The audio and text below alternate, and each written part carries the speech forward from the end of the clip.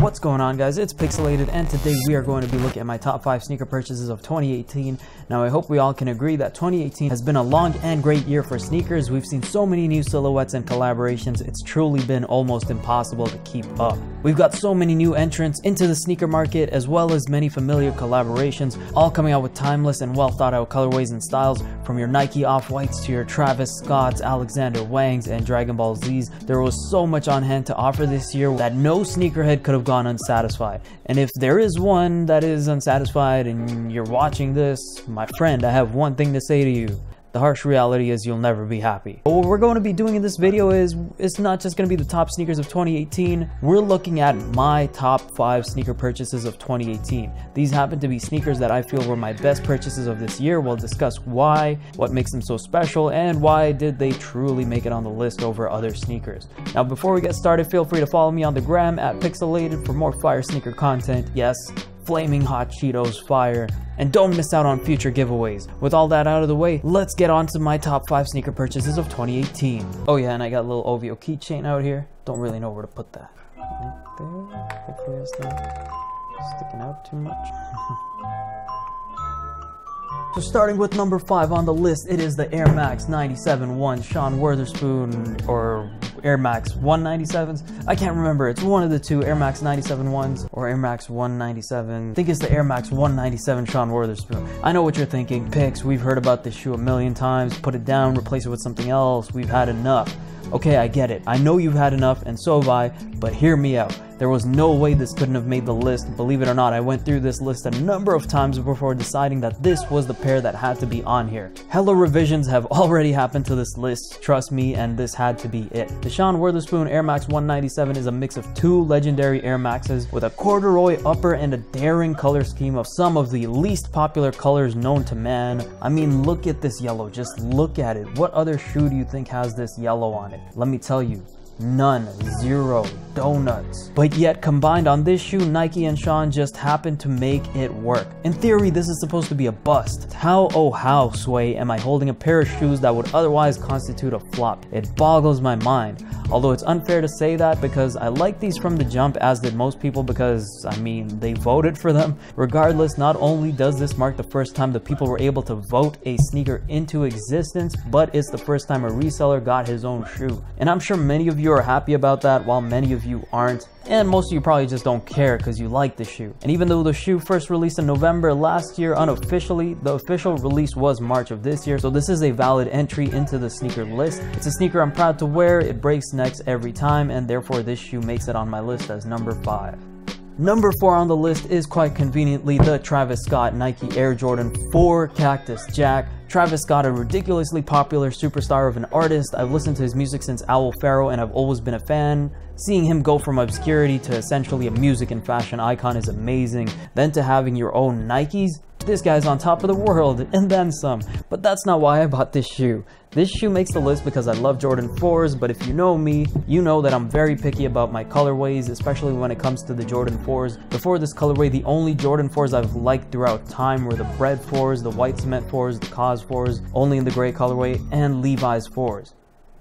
Yeah, okay, that list is not as small as I thought. Call me a hype beast, but it's only because I truly like the colorways and materials of the shoes. I also grew up wearing Levi's, and that tag is iconic to me, but the Travis Scott 4s, there's something else. The thought put behind this collaboration, the light blue, because Travis Scott is from Houston and was the color of the Houston Oilers, and Cactus Jack on the heel, Travis Scott's nickname for which his dad was an inspiration, although the first time I heard it was in WWE or WWF at the time, watching Mick Foley as Cactus Jack. The speckles, the light blue colorway on the 4s just goes so hard, and with the red accents, you can see I'm even in the process of replacing the black laces with these red laces to add more red. If it wasn't for the quality control issues, like there's so much glue between the midsole and the upper, this would be a perfect shoe for me. But because I haven't bought a pair of 4s in so long, this is an amazing pair to add to my collection for all those reasons. Third on this list is a sneaker that a lot of you, actually most of you, probably like 98% of you haven't even seen in person.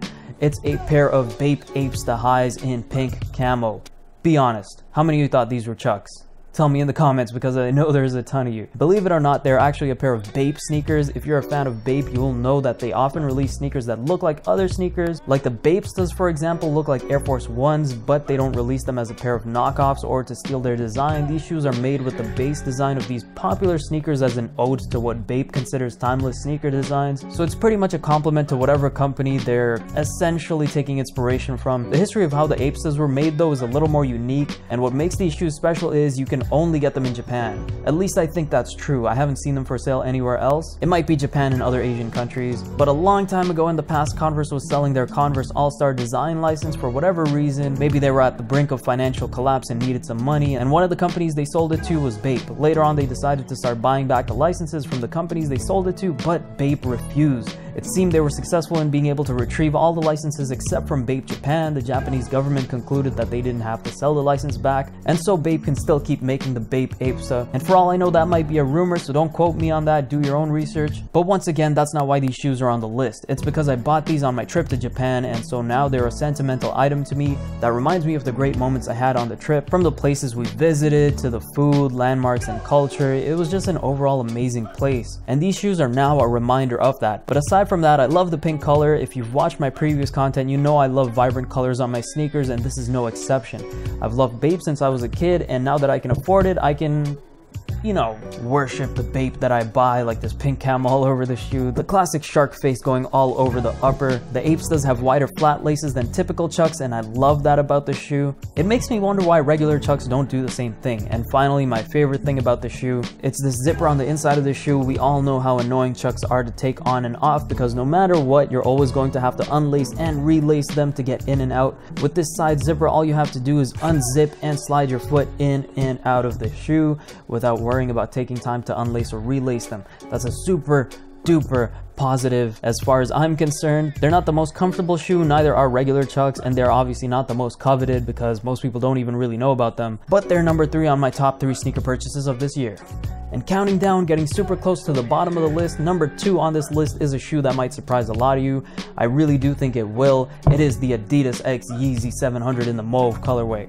Are you surprised? Yeah, you are. Leave a thumbs up if you're surprised. Some people might not agree with this, but just remember, this isn't my list of top 5 sneakers of the year. It's a list of the top 5 sneakers I purchased this year, and this makes the list no doubt. Why? Because I can wear this thing almost everywhere and with almost anything. Since the release of this shoe, since I got my hands on them, they've been almost daily wears for me, for work, for casual wear, for pretty much anything under the sun. And I guess that's not fair to say since it's only been maybe 2 months since the release, but the truth is, every time I wake up and I'm about to head out and do anything, I just put these on. They're comfortable, they've got the chunky dad shoe look that I'm a huge fan of, and they're chocolatey brown, a color palette I find particularly favorable. I'm a huge proponent of the Yeezy 700, and if I had it in the budget, I would go for the Yeezy 700 V2s, but I need a better colorway than the Statics. Either way, when I wake up and I don't want to think about what shoes to put on, I slide these bad boys on. They've already got a lot of wear from me, and because of that, they are number 2 on the list of my top 5 sneaker purchases of 2018.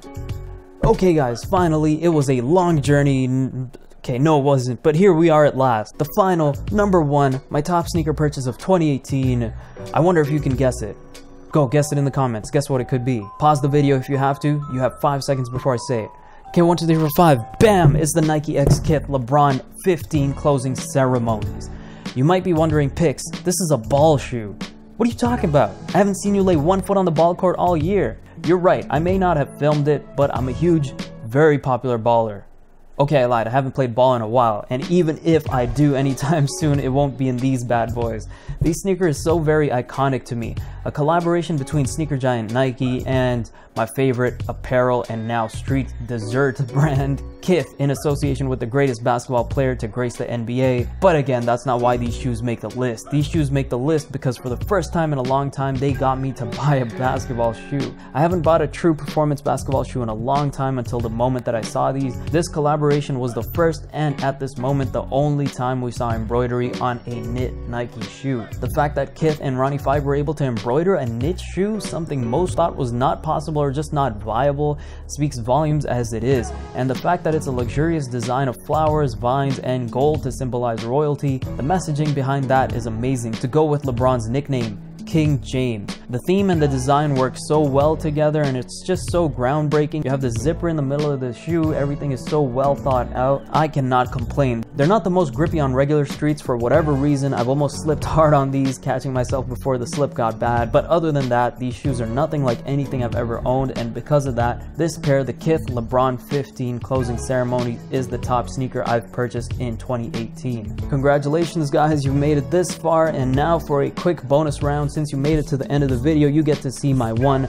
honorable mention that I wanted to fit on this list but couldn't for various reasons. It's the Converse X Braindead Chuck 70s High. Now this would have most likely made my list, but because it's just a little too big for me, it didn't. The shoe design is phenomenal, all these bizarrely unmatched panels with one too many designs that shouldn't match for some reason but go so well together regardless. The only issue is this shoe is half a size too big for me. It's a 9.5 when I can fit a 9, and it makes it uncomfortable for me to wear for long periods. Thus I can't possibly consider having a shoe I can't wear in my top purchases list. Therefore it's an honorable mention, but an amazing shoe nevertheless.